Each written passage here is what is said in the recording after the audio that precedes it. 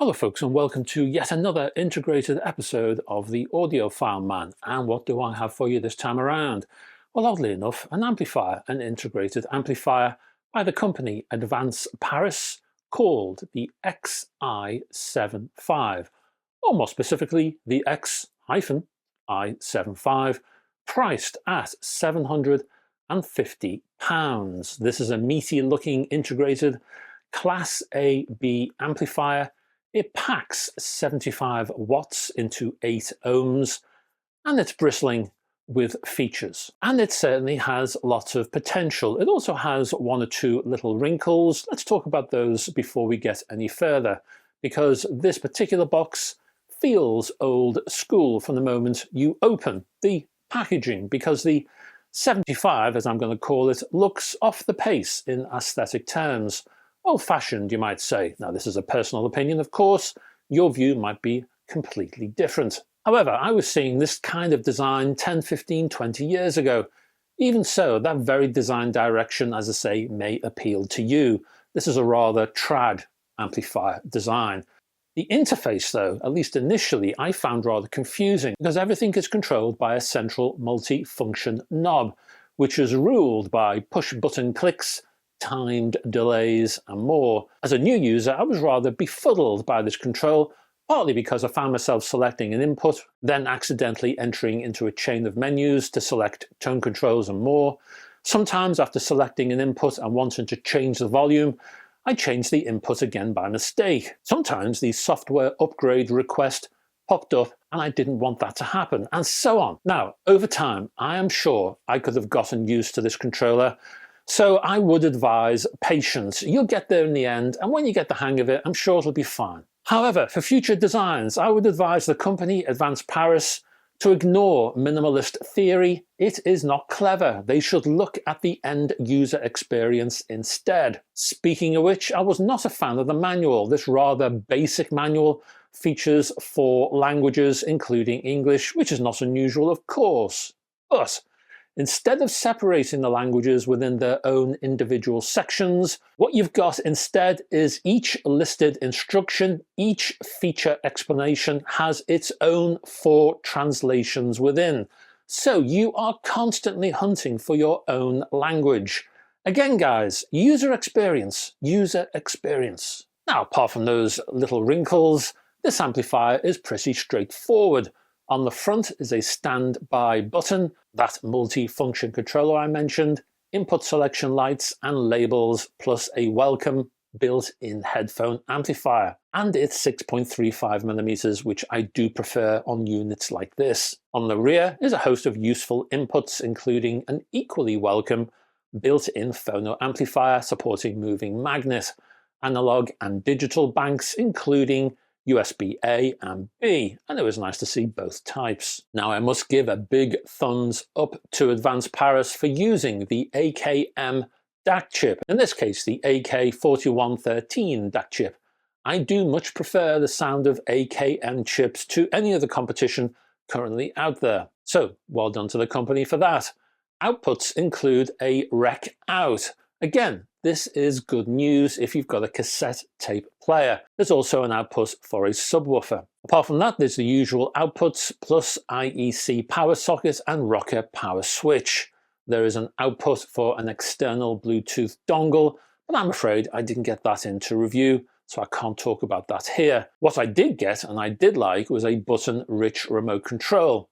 Again, happy to see that. Too many hi-fi boxes, in my opinion, resort to app-only control. I do like physicality with my hi-fi, I have to say. Speaking of physicality, the 75 weighs in at a hefty 8.7 kilograms and spans 120mm by 430 by 320mm. So this is a full-size box. It has a presence on the shelf. Question is, how does this thing sound? Well, let's have a little listen, shall we? I began with CD and Stereolab's Emperor Tomato Ketchup and Cybel's, I think that's how you pronounce it, Reverie, and ran the Audiolab 6000A as a sound reference. The 75 was a fascinating beast, especially when compared to the Audiolab amplifier. Firstly, because it arranged music in a different way to the 6000A. That is, voices appeared from different parts of the soundstage, and that soundstage was structured differently. The 6000A has a broad, expansive soundstage. It's generalized broad. Everything is spread out. The 75 doesn't do that. It's different. How? Well, at least initially, it sounds focused much more centrally between the speakers. Alternatively, you could say that the stereo image from the 75 is rock solid and strong around the central point. So, first impressions, the 75 did appear to push left and right, just not as far as the 6000A, until something changed. 3 voices appeared on this song, and the soundstage magically pushed further left and right to accommodate these voices. That, in my opinion, was a neat effect, having the instruments as a central focus with the voices spread across the expanse of the soundstage. That took me by surprise. I quite liked it. Bass was impressive from the 75, allied to an impressive tonal balance. The growling of the analog synths on this track, well, that caused earth tremors in my listening room, while guitar strums had a real weight. But the delicacy of the cymbal taps and tambourine strikes were still to be heard right at the rear of the mix. Turning to Sarah Vaughan's innovative, I would say, Beatles covers album, Songs of the Beatles, and Eleanor Rigby.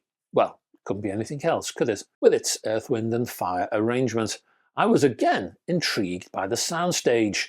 The control of the Vaughan vocal was absolute, fixed into the center of the stereo image, with, once more, the edges of the soundstage reserved for the highlights. In this case, the harmonica was flung to the left, the secondary percussion flung to the right. It is an interesting and subtle soundstage construction, and again, I like it a lot. I also enjoyed the clarity around the mid-range that enhanced the neutral output, so you get to hear all the available detail without any artificial accentuation. No frequencies are boosted here. Next, well, I quickly tested that little high bias switch which you may have seen on the rear of the chassis. Switching this option on, I thought the output was a little flat, with bass pulled back into the mix. In the off position, bass had a larger say in the mix, being rather punchier and stronger. I preferred the off position, but it's nice to have that option. I kind of see this as a hardware EQ choice. Using a MacBook laptop as a digital source plugged into the rear USB port, I played Bob Marley's Jamming at 24-bit 96K and found the output solid, well-behaved and pretty neutral. Bass was full and bouncy, while the instrumental separation was very nice indeed. That is, voices and instruments all found space, their own space, across the soundstage.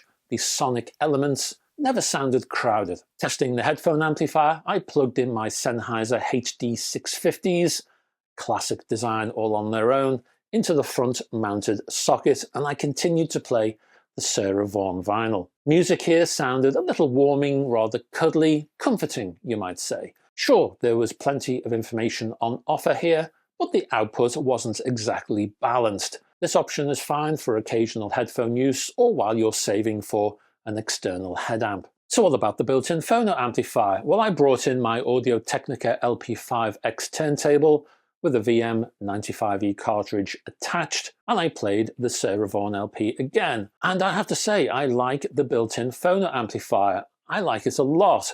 It's open and spacious, when many other built-in units I have heard can sound rather claustrophobic. The Advanced Paris unit does a great job. And that, folks, is the review for the Advanced Paris XI75 integrated amplifier. I'll give you a few final thoughts, I reckon, and then I'll do some pros and cons and give you a final rating. So the Advanced Paris XI75 integrated amplifier, despite its slightly finicky interface and simple aesthetics, sounds rather wonderful indeed, I reckon. And that sonic performance outweighs those design issues.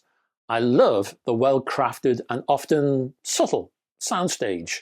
The tonal balance is a relief, while associated with that, the bass gives music a great foundation, when power is required. This well-balanced amplifier can compete with the very best integrated amplifiers under 1K. If you're in the market for an amplifier at this price point, do not ignore this little cutie from the banks of the Seine. It's a bit of a stunner, and because of that, I'll be giving the XI75 integrated amplifier an award-winning rating, a groovy, an 8 out of 10. Congratulations to Advanced Paris. And that's a lot, folks. Thanks for staying to the end of this particular video. I have some links for you down below, but before you go there, can you click on the like and subscribe buttons, please, if you haven't done so already? And as for those links, I'll put a link to the amplifier down below. You can check that out, find out more information. More information too from my own stuff, my website, which you're welcome to check out and peruse, all kinds of stuff over there. My Facebook group, which you're welcome to join, and my Patreon page, which has an exclusive. Actually, last week I did three hi-fi news, etc. It was a bit of a splurge. 3 hi-fi news, etc. videos were published last week. So check them out. There's other stuff over there too, buyer's guides, music-related features, all kinds of weird things. So have a little reach around. There's lots, so you might need to filter through it. I need to sort it out. Anyway, I hope to see you in the next video, which will be, not quite sure really. It's going to be either a music alerts or a newsy type video next weekend, and I hope to have your company then. Until then, folks, bye-bye for now.